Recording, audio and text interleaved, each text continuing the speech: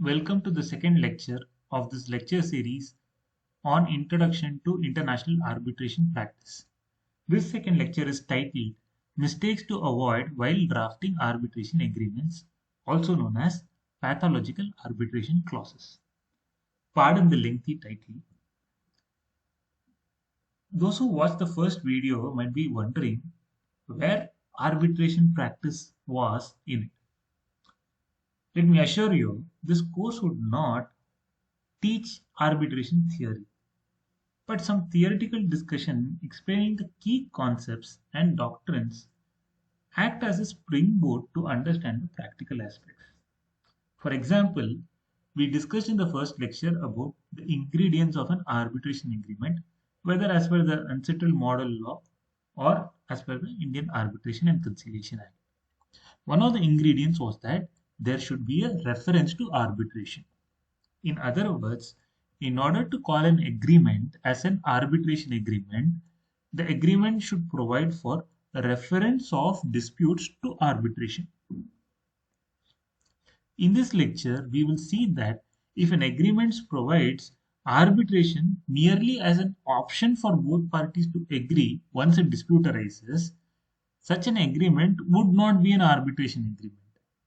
Although it might be possible that parties might have, at the time of entering into the arbitration agreement, had in their minds that if there is a dispute that arises, parties would necessarily go for arbitration. Such clauses, which although purport to be arbitration clauses, have some defects in it, are known in arbitration parlance as pathological arbitration clauses. Pathological clauses are basically defective or badly drafted arbitration clauses. So, in order to discuss the common mistakes while drafting arbitration agreements, this theoretical prelude was necessary. In this lecture and in the next few, we will discuss some of the common mistakes that parties make while drafting arbitration clauses. Arbitration practice, you may note, is not merely about representing parties in arbitrations before international tribunals or arbitral institutions, but it is also about advising parties to draft proper arbitration agreements.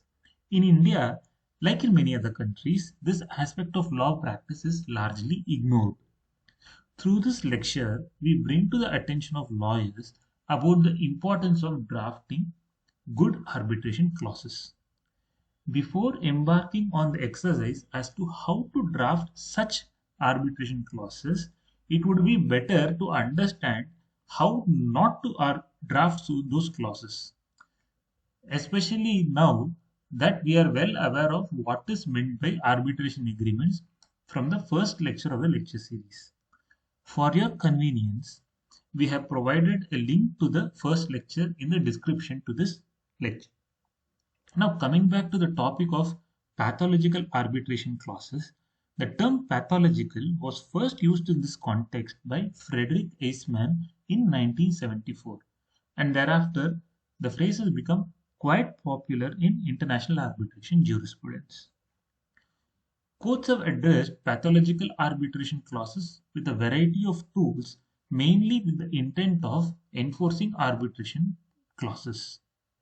Courts have generally been liberal in addressing such clauses, that is, by resolving them in favor of referring those clauses to arbitration rather than harping on the defects and refusing enforcement of such arbitration agreements.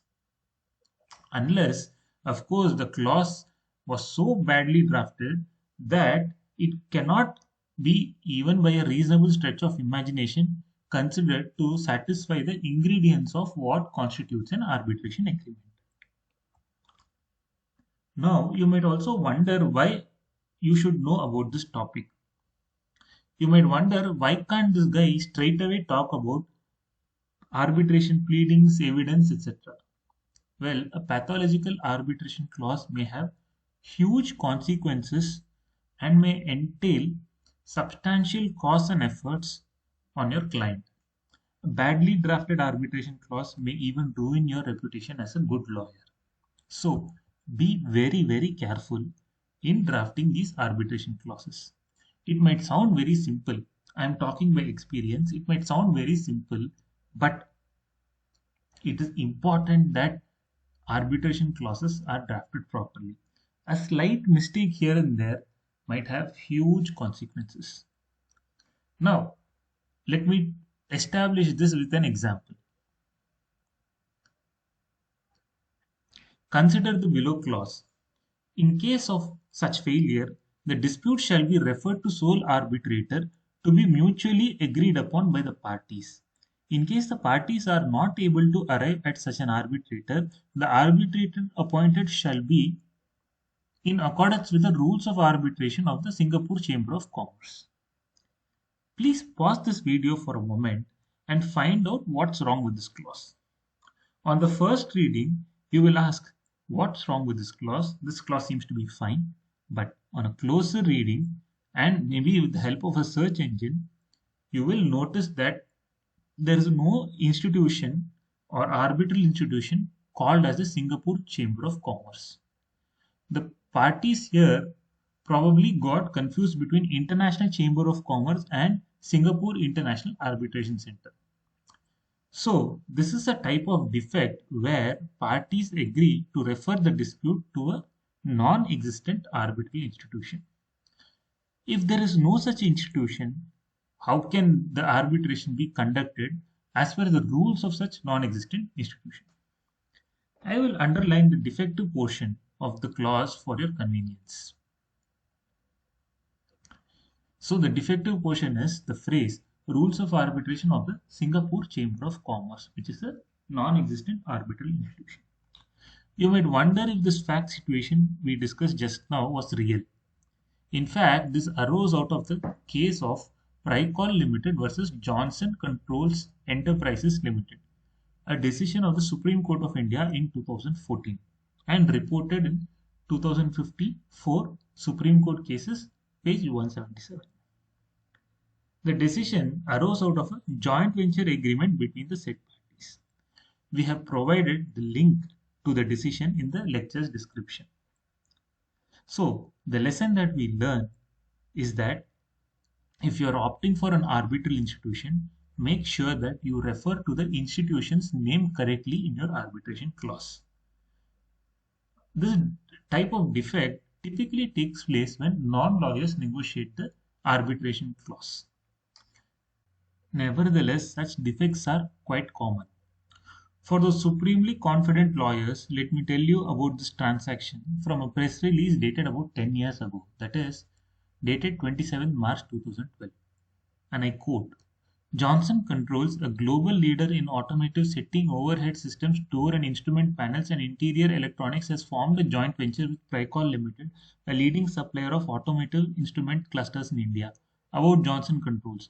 Johnson Controls is a global diversified technology and industrial leader serving customers in more than 150 countries. Our 162,000 employees create quality products, services, and solutions to optimize energy and operational efficiencies in buildings, lead acid automotive batteries, and advanced batteries for hybrid and electric vehicles, and interior systems for automobiles. Our commitment to sustainability dates back to our roots in 1885 with the invention of the first electric room thermostat. The press release continues about Pricol. Pricol, which started its operations 35 years ago, is a well-known name in the Indian automotive component sector. Over the last 25 years, Pricol has been a leading supplier of automotive instrument clusters for two-wheelers, cars, trucks, and tractors in India. The company supports automakers and aftermarket customers across Europe, America, Middle East, and Australasia, and supplies instruments and other products including sensors, oil pumps, chains, tensioners, fleet management solution products. Apologies for the lengthy quote, but I'm not trying to consume your time with an unnecessary quote, but to drive home the point that drafting such clauses with defects takes place even when global and well experienced companies, or in legal parlance, sophisticated parties are involved in a transaction, which was probably drafted with legal advice. Link to the complete press release is provided in the description to this lecture. So, Take due care in drafting arbitration clauses. That is the lesson for the day. More on pathological arbitration clauses in the next lecture. Till then, adios y hasta luego.